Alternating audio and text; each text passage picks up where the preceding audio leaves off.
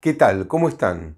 Lionel Scaloni dio a conocer la lista de los 26 jugadores argentinos que van a estar en el Mundial de Qatar, uno de los últimos entrenadores en dar a conocer la lista, y esto tiene un motivo muy claro que vamos a contar después, pero más allá de eso ya sabemos entonces cuáles serán los 26 jugadores argentinos que estarán en el Mundial de Qatar y vamos a analizar esa lista cómo quedó. Pero antes quiero contarles con alegría también que ya en pocos días voy a estar viajando a Qatar, así que estén atentos porque va a haber un video cada día, por lo menos un video, por lo menos un video cada día, todos los días durante el Mundial. Espero que Argentina llegue hasta el final, porque les cuento que yo, pase lo que pase, voy a quedarme hasta el último día del Mundial. Así que van a tener siempre videos, estén atentos al cronograma que vamos a presentar, porque así les voy a ir informando cómo va a ser el sistema acá en el canal.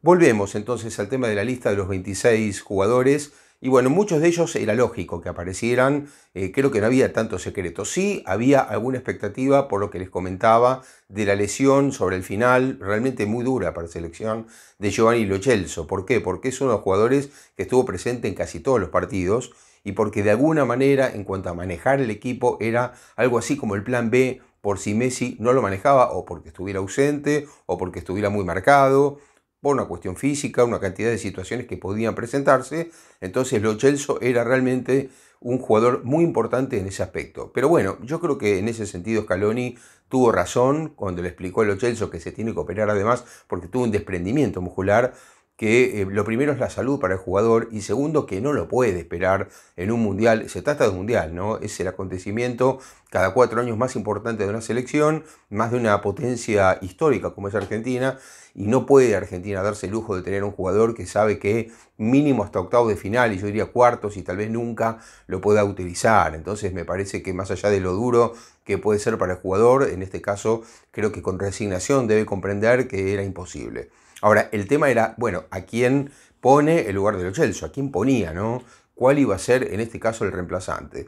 Bueno, finalmente terminó siendo Ezequiel Palacios. Ahora vamos a ir línea por línea analizando cada uno de los jugadores que fueron convocados por Lionel Scaloni, que además, quiero decir, para terminar, antes de meternos en la lista, que me sorprendió la simpleza de la presentación. Si ustedes pueden buscar en YouTube incluso las presentaciones de otros equipos, y bueno, toda una puesta en escena espectacular. Por ejemplo, les recomiendo mucho la presentación de Inglaterra o de Polonia, además muy originales como escenario. O Luis Enrique, que acostumbra ya en la Eurocopa y en partidos de clasificación al Mundial, el técnico de España, siempre había hecho puestas en escena muy interesantes, incluso en una andando en bicicleta con otro ciclista muy conocido y hablando de los jugadores, apareciendo en la ruta los nombres mientras él andaba en bicicleta. Bueno, Argentina nada que ver. Scaloni lo que hizo fue sentarse a la mesa, una pizarra atrás, los nombres escritos, un mate, tomando mate ahí mientras hablaba, y así dio a conocer simplemente los nombres de los jugadores para decir después que estos 26 jugadores están orgullosos de vestir la camiseta celeste y blanca y que esperaba que los argentinos también lo estuvieran. Así que eso fue todo lo que dijo Scaloni, muy simple, muy sencillo, y vamos entonces ahora sí con la lista. Los 3 arqueros, yo creo que 2 de ellos era claro que iban a estar. Uno, de hecho, viajó antes que nadie, que es Franco Armani, el arquero de River, que es el segundo arquero en el orden, porque es el único futbolista del torneo local. Al ser el único futbolista, cuando viajó la delegación a Qatar, bueno, ya Armani viajó con la delegación, así que es el jugador que más temprano llegó de todos, esperando al resto de los compañeros.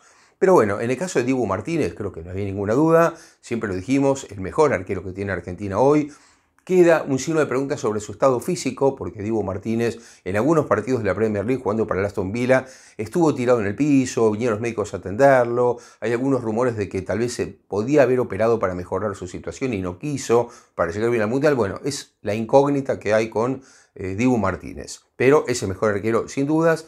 Franco Armani, a mí me parece que había mejores arqueros, que Armani no está en su mejor momento, si bien, bueno, tuvo un mejor protagonismo en la última fecha del torneo cuando atajó el penal contra Racing, pero me da la sensación de que Agustín Rossi era mejor, lo dije en mis 26, que ustedes pueden ver también acá. Ahí lo dije también, que bueno, para mí Agustín Rossi estaba en mejor situación. Y luego había una competencia final entre Ignacio Rulli y Juan Musso, que a mí me parece que Musso es superior a Rulli, no técnicamente, quiero aclararlo, no técnicamente, sino que me parece que Rulli es de esos arqueros que atajan de manera brillante y de repente te dejan colgado con alguna locura. Y eso es muy arriesgado en una selección. No es entonces una cuestión técnica, sino que es una cuestión de carácter o de constancia, de regularidad. Y a mí me parece que Rulli en ese sentido es bastante irregular. Ya ustedes lo vieron en la Champions pasada contra el Manchester United jugando para el Villarreal y algunos otros partidos también, que tuvo algunas situaciones raras que de repente te dejan parado en un mundial, más allá de que el tercer arquero difícilmente pueda entrar. Vamos a ir a la lista de los defensores. Bueno, los defensores era bastante claro también.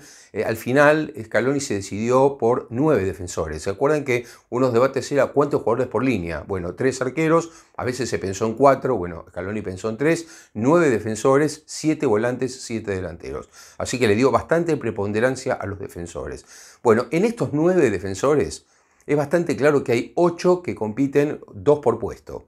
Es decir, hay 8 ahí que surgen claramente, los 2 laterales derechos, los 2 laterales izquierdos y los 4 centrales, sumado al noveno, que es ahí un poco la sorpresa, que es Juan Foyth, un jugador polifuncional que puede jugar de lateral derecho y de central, está en el Villarreal, tuvo una lesión muy seria, Juan Foyth, se pensó que no llegaba, se ve que Scaloni lo esperó hasta último momento y bueno, a último momento decidió colocarlo y yo creo que esa polifuncionalidad le da el pase al Mundial a Juan Foyth, que vamos a ver después físicamente cómo responde. Ahora tiene unos días más para prepararse y evidentemente no va a ser titular, pero puede llegar a entrar en alguna situación necesaria para el equipo. Vamos a ver todavía. De estos jugadores yo creo que hay muy pocas dudas. ¿Por qué? Los 2 laterales derechos, yo creo que Molina le gana por muy poco la pulseada a Gonzalo Montiel. Son 2 jugadores que vienen estando desde siempre en la selección de Scaloni, los 2. Montiel fue titular más en la primera etapa, Molina le ganó la titularidad en el final, pero son los 2 jugadores que siempre estuvieron. Del lado izquierdo lo mismo con Marcos Acuña y Nicolás Tagliafico. Yo creo que es la misma situación que por la derecha. Y luego los 4 centrales que también, bueno, claramente durante el ciclo por lo menos, tanto Otamendi como Cristian Romero fueron los titulares en este equipo y esperan Pesela y Lisandro Martínez como una opción, ¿no? Martínez lentamente, yo creo que con este pase al Manchester United se fue acercando a una titularidad. Vamos a ver si se la juega Scaloni, pero con la experiencia de Otamendi me suena realmente difícil que vaya a cambiar. Y como dijimos, el noveno es Juan Foyth, que queda como una especie de líbero, si ustedes quieren, de esta defensa, ¿no? Es decir, hay 8 más 1 que puede jugar en varios puestos. Así que esa es la defensa de 9 jugadores que convocó Lionel Scaloni para el Mundial. Vamos ahora al mediocampo. Bueno, en el mediocampo hay algunas novedades. Yo no sé si llamarlo sorpresa. Sí, quizá más o menos sorpresa, que es la entrada final, parecida a la de Juan Foyth, es el caso de Ezequiel Palacios, ¿no? Otro jugador que estaba lesionado, que no tiene una continuidad en el Bayer Leverkusen y que termina siendo citado al final por Scaloni. Sí que es verdad que Palacios jugó los últimos partidos, que estaba algo recuperado en el final, pero era una incógnita debido a que tenía poco fútbol, a que no había jugado mucho, pero que había sido un fijo de Scaloni en la primera parte. Así que bueno, termina entrando Ezequiel Palacios. El resto es parecido a lo que pasa con la defensa. Claro, la ausencia de Lo Celso hizo, yo creo que le abre un lugar a Ezequiel Palacios allí. Entonces, bueno, Palacios se suma por Lo Celso, que no tiene nada que ver la forma futbolística de cada uno, porque Lo Celso, como dijimos, es más una manija, un jugador para tener mucho más la pelota. Palacios es un jugador de quite o de recuperación y rápida entrega a un compañero, ¿no? Es completamente otra cosa. Pero bueno, yo creo que suma distintos tipos de juego en el medio campo. Claro, esto le abrió la posibilidad a otros jugadores como Alexis McAllister, por ejemplo, que ya definitivamente queda en el equipo, o Enzo Fernández, que meteóricamente se mete en esta selección y con justicia, ¿eh? No por meteórico no sea justo, sino que al contrario, Enzo Fernández en un año hizo un salto espectacular, destacándose en River, pasando rápidamente al fútbol europeo, siendo figura en el Benfica y ahora lo quieren muchos equipos de la Premier League. Así que perfecto lo de Enzo Fernández, creo que me parece una buena apertura, Scaloni, una apertura mental importante del entrenador, cosa que no es muy común en los últimos años en el fútbol argentino. Un entrenador que sabe leer que hay un jugador que realmente está descollando y que puede darle un aporte diferente al equipo. Los demás son los conocidos, ¿no? Rodrigo de Paul, un jugador regular en esta selección, que siempre ha sido convocado, que siempre ha estado allí y que hay figura, es un símbolo de esta selección, uno de los símbolos. Leandro Paredes es otro jugador que siempre estuvo, lo mismo Guido Rodríguez, que aparece como un reemplazante de Paredes, características totalmente distintas, lo dijimos más de una vez. Paredes un ex 10, ahora reciclado a 5. Guido Rodríguez un 5 clásico, más físico, más de marca. Paredes más de salida de juego, con pelota al pie, completamente diferentes. Así que bueno, ese es un poco el medio campo de la selección argentina, con bastantes variantes y con la lamentable pérdida, me parece muy importante, un peso fuerte como tenía allí con Lo Celso. Pero el resto estamos hablando de los jugadores de siempre. Y me faltó mencionar también a Papu Gómez, que es otro clásico, no titular, pero sí que tuvo muchas intervenciones en esta selección. Es decir que Papu Gómez es otro jugador que tampoco es sorpresa que esté en este equipo, porque realmente puede ser muy importante como aporte también en ofensiva. Es decir, a Papu Gómez se lo puede considerar volante o delantero, a mi gusto es volante. Y es más, vamos a ir a la última línea y ahí yo diría que también hay algunas cuestiones que depende mucho la manera de ver el fútbol de cada uno. ¿Por qué? Porque, por ejemplo, Dybala, que entra a la selección, es una de las grandes sorpresas, a mi parecer, agradable de esta selección, porque Paulo Dybala también se había lesionado feo en la Roma. No sé si ustedes se acuerdan que José Mourinho, el entrenador de la Roma, el portugués, había dicho que lo veía a Dybala fuera completamente del Mundial. Bueno, Dybala hizo una recuperación tremenda, tuvo una gran actitud, y más en las redes sociales apareció desde el primer día diciendo: yo me voy a jugar el todo por el todo para estar en el Mundial, y lo consiguió. Dybala sin jugar prácticamente nunca, que es el problema que hay. No sabemos cómo está porque no viene jugando en la Roma, pero Dybala sí llega a la lista definitiva. Entonces, bueno, es la gran sorpresa, yo diría, del ataque, junto con algo que también sospechamos que iba a pasar, más allá de que es un jugador que no es muy de mi gusto, y voy a explicar, no es que sea malo ni mucho menos, en este nivel malo no hay nadie, pero a mí me parece que Joaquín Correa, primero, que no es 9, a mí me parece que es un 10 original, Joaquín Correa en Estudiantes de La Plata, y después apareció en el fútbol italiano jugando un poco más de punta, pero me parece que hay jugadores que están en mejores condiciones que Joaquín Correa. Caso Giovanni Simeone. Yo lo vengo diciendo hace rato. Gio Simeone a mí me parece que es una gran injusticia que no esté en este Mundial. Y después un jugador que hizo un gran trabajo estos 4 años como segunda punta, que tampoco está, es Ángel Correa. Ahora, más allá de esos, por eso digo, no es una sorpresa, pero sí me parece que a último momento pensé yo que Scaloni iba a meditar esta situación y que iba a reemplazar a Joaquín Correa por Gio Simeone. Así como hizo con Enzo Fernández, que sí lo colocó. Bueno, en el caso de Simeone no fue así, no termina jugando en la selección. Pero, ¿qué decía yo antes?